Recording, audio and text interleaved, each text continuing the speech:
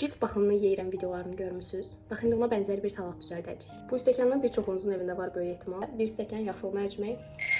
Belə balaca bir qazana tökdüm. İndi bunu soyuq su ilə yuyub pişməyə qoyacağam. Açığı nə qədər su qoymaq lazımdır bilmirəm. Ona görə mərciməklərin üzərini bir barmaq qalınlığında ya da bir yarım, tam əmin deyiləm, keçəcək qədər su qoydum. Gördüyünüz kimi tərəvəz çoxdur və hamısından istifadə etməyə çalışırıq. Bir ədəd uzun qırmızı bibər, bir ədəd yaşıl bibər olsun.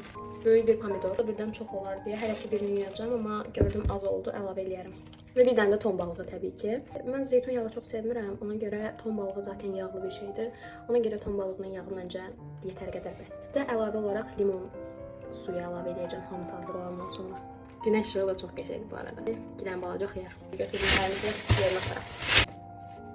Tərəvəzləri yaxşıca yuyub gəlirəm. Doğrama tapasın. Bu arada ara bir mərciməyi qarışdırmaq lazım. Uzun edeyim, yoxsa 2-yə bölüm. Ay, çox səliqəli görünürlər. Nə atmırıq. Geyə bilərsiniz.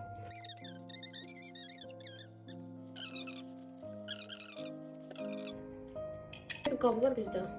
Belə bir şey var. Rəndəni tapa bilmədim. Mesela safe his vermir ama. Belə. Yoruldum mən.